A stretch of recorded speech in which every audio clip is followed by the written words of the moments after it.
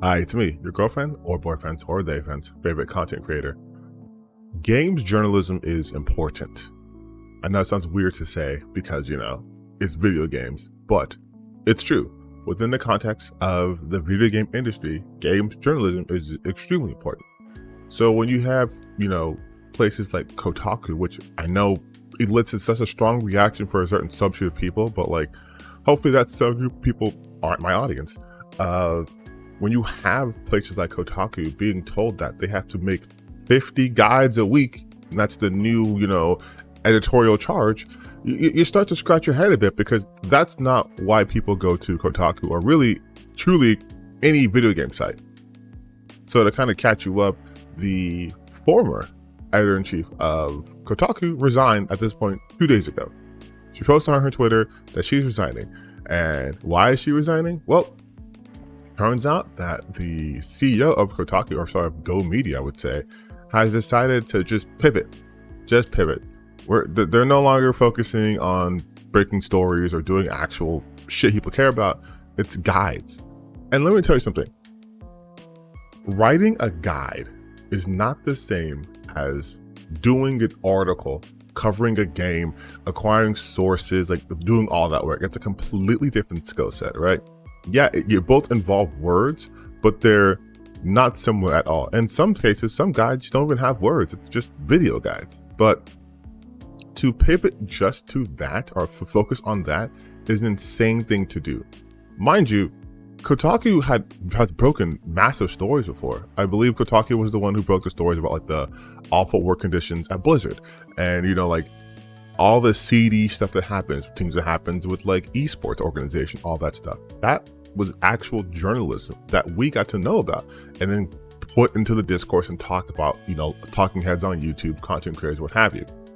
But none of that happens without the actual games journalists doing the work, vetting out their sources, making sure their shit is bulletproof before they publish it, so it's reliable. We don't need guides. I can't stress that enough. We don't need guides. 50 a week for what? What games? Dragon's Dogma 2 just came out, right? And I'm sure within a week's time, there'll be some guides up on YouTube or GameFAQs, the place dedicated to that shit. But you don't need that for your website. 50 a week? 50 a week is insane. What game are you covering? What game is being covered? Because at that point, you're going to be doing old school shit. You're going to be having guides for Dragon's Dogma 2, probably Dragon's Dogma 1, probably Capcom's very first game, because you have nothing else to go for. These games are going to be years old, and you want guides for them? What are you guys looking into the future and being able to predict which games are going to need what kind of guides, and know what the levels are going to look like or what the structure is? No, it's an insane thing. And I truly think, and again, this is me putting on my conspiracy theory hat, but I truly think this is just a way to pivot to using AI, because there is no logistical way to put out 50 guides a week. There's not. That's 10 a day, 10 a work day. That's not possible unless you're starting to just straight up steal information from other people, which might lead to your editorial staff jumping ship and be like, oh, well, see if they don't want to do it, we'll use AI. We'll make up someone's name, use AI, make more money this way. And who gives a shit if the actual quality is bad, because the name is still there, right? These people, these CEOs, these investors, what have you, who buy up these game industries, pieces, I should say, of game industry stuff, only care about the name. Kotaku, and I get, again, the people who are like, oh, Kotaku journalism is bad, are idiots. They're dumb. Anyone who hates games journalism, they're idiots, and they're not my target audience. And if you see this and you think that way, you're wrong and you're dumb. But people who go to places like Kotaku, GameSpot, IGN, Polygon, the Aftermath, all these places, right? They go there because they need reliable news. They want information that the games journalists can give them. They want to know if, this company is actually experiencing massive crunch. They want to know if there's sexual harassment going on in Blizzard. There is. They want to know, why, Microsoft and Riot are laying off people. They want to know those things. But the people who are owning it just look at them as pawns, as pieces. Hey, this is a popular name. I'm going to buy it and then make me money immediately, and make me all the money. If not, I'm going to cut it. And it's like, you don't even understand the industry in which you're entering. A lot of people recently have been very vocal towards me about like not being part of the gaming community or whatever, which is hilarious to me because I'm mostly older than people who are saying that, and I'm playing games for a very, very, very long time. But there are people who are in fact tourists, the people who just come in, see the name, buy up stuff, and then want to just squeeze it for all it's worth without even actually looking at what it's worth and what its actual value is. Having Kotaku go this way is not good. It's not. It sets a precedent. I would say at this point, if a storied website like Kotaku, with it's really good journalism, if they go this way, what's stopping like IGN or GameSpot or any of the other ones from doing the exact same thing, right?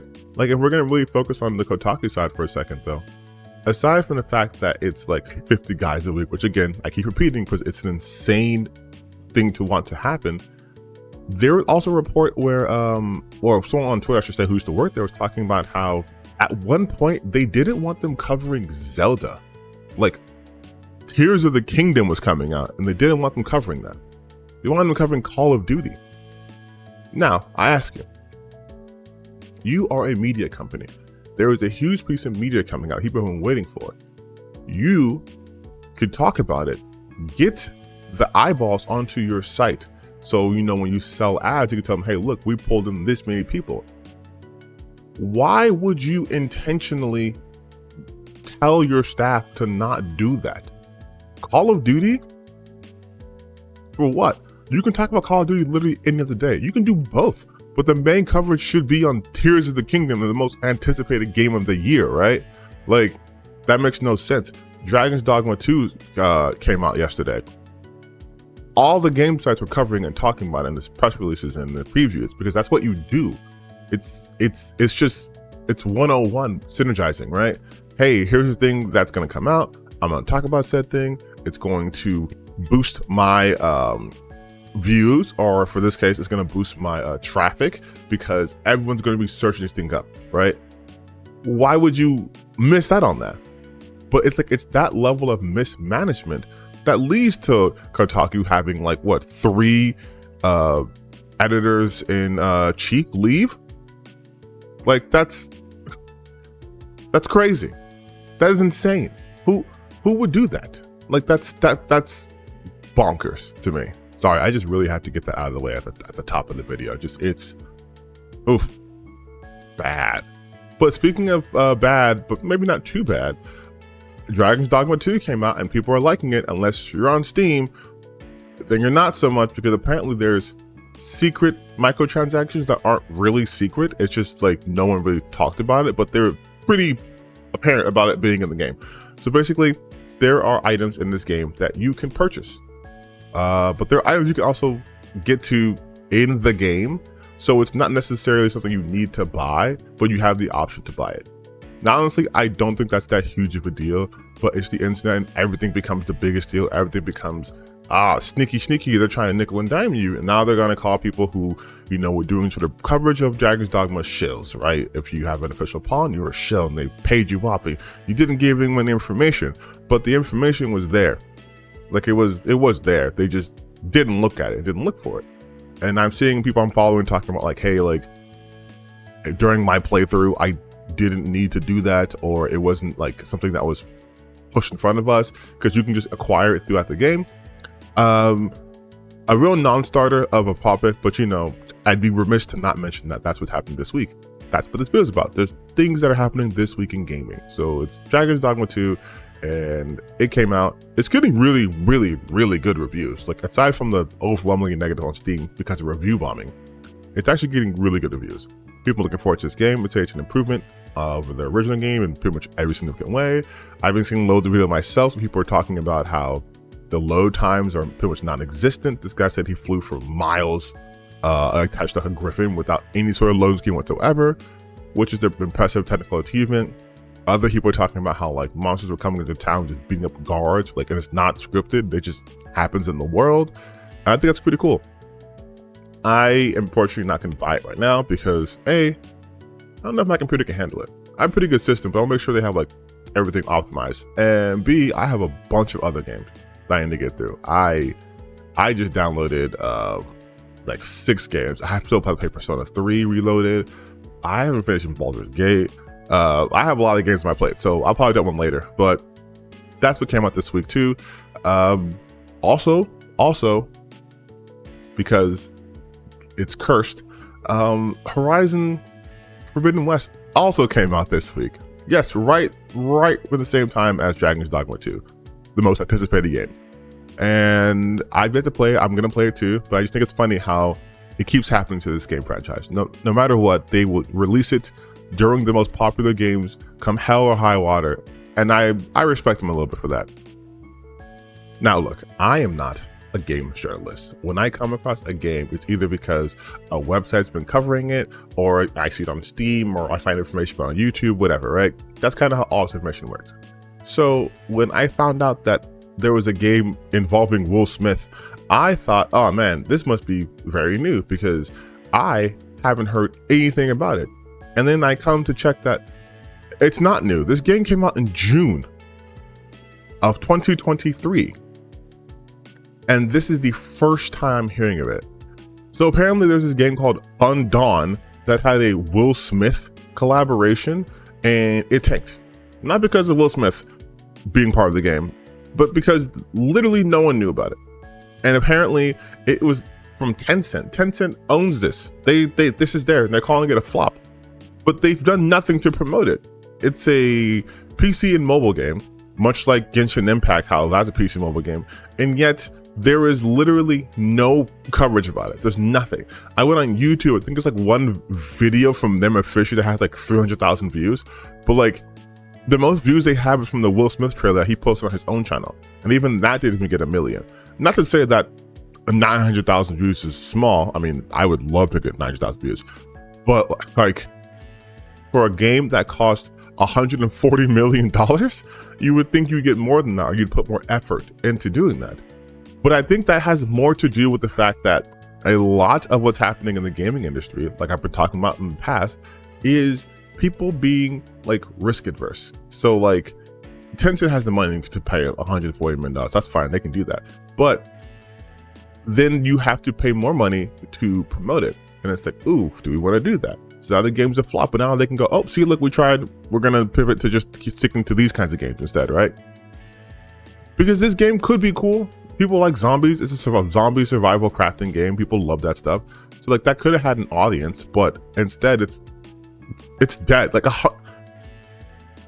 I cannot put into words how strange it is that a game that has Will Smith in it has no coverage. I didn't even know about that game until literally yesterday. And according to what I've seen online, neither did anyone else. It was just out there. Like it's poor promotional stuff. Like I don't know why you would do that. Like why even sign Will Smith to this if you're not gonna promote it? And he only promoted it once on his channel. Like nowhere else. That's crazy to me. And finally, let's end this on a positive note. There will be no Baldur's Gate 3 DLC or Baldur's Gate 4, at least coming from Larian Studios. Over the last couple of days, information coming out that, yeah, they're gonna leave it in the hands of Wizard & Coast and Hasbro. And I think that is their way of saying, we've seen the shit going on over there and we want no parts. So good on them. I personally don't think Baldur's Gate needs DLC. It's a massive game already. Like it is huge. You could replay this game over and over and over and over and over and not do everything possible. Like it is a gigantic game. And with the mod support that's going to be coming out, like not from them, but like the mods are going to make the game a lot longer. I personally think it's a good thing. Sometimes you just got to go out on top. And also, I'm a fan of Larian, so if this means they can stop doing Baldur's Gate and go back to the Divinity series, their own franchise, you know, where they don't have to pay a licensing fee or anything like that, they can be crazy and not be so restricted, I love it. If you haven't played Divinity Original Sin 2, go do that. Go play that game. It is fantastic. If you love Baldur's Gate 3, I think Divinity is a little bit better in terms of just gameplay because they're not so restricted in class. But fantastic game. But I think that's actually good news. Also, I lied. One more thing real quick, because I can do that. It's a free country, last I checked, which might not be very long free. X-Men 97. This shit is gas. I might do a whole separate video on that, but that shit is gas. But there's people who are talking at their ass and don't know anything, are saying shit like, oh, everyone's trying to make the X-Men sense of it's not like it's a parable for this, it's an allegory for this. It's not, it's just a TV show. No, it's the X-Men. If there is any piece of media, if there is any evidence that media literacy has truly died in this country, especially online, it is the fact that people are trying to say the X-Men is not political. The X-Men. The X-Men. The entire existence of the X-Men, their mantra is protecting a world that hates and fears them, okay? They fight against bigots all the time. There's a group called the Purifiers who exist specifically because they are a group of humans who view mutants as like sin, like they are the worst thing to ever happen. They want them gone, eradicated, genocide, which has happened a lot to the X-Men, mind you. The mutant population has been genocided more than once. You have Magneto, who's a Holocaust survivor. You have the parallel between MLK and Malcolm X with Magneto and Professor X. Like it's so apparent that you have to be, and I'm not using this loosely, an idiot to not see that. And yet there are people who are just like, it's not political, it's not this, it's not that. And there's overlap between those people saying that and then the people who also think that Sweet Baby Inc. has the power to make entire characters black. They have the power to change the entire industry and they don't know how shit works. And it's so frustrating because like, we have such cool shit happening because he's being more inclusive, you know, like the X-Men coming back and it's being sick as shit and games getting more diverse because the people working on the games are more diverse. But you have these complete imbeciles who will come on the internet so big chested and proud just to be like, this war game has nothing to do with politics. You guys just injecting your politics in it. This X-Men, Scott talking to a bigot and telling him, you know, bigotry is bad, and the bigot saying like, I'm sick of you people because you guys just whine too much and all this other stuff, and we have it harder than you guys, and they don't see how he's the bad. Like it's a lot. It's a lot. But that's the end of the video. It was kind of jumbly, I know. Hopefully I can edit it to make more sense. If not, who cares? You guys don't come to me for sense. You come to me because you like my face and my very, very nice voice. But in all seriousness, this is the end of the video. So like, comment, share, subscribe, worship. A little bit of worship. Just a little bit of praise. Please tell me I'm doing good.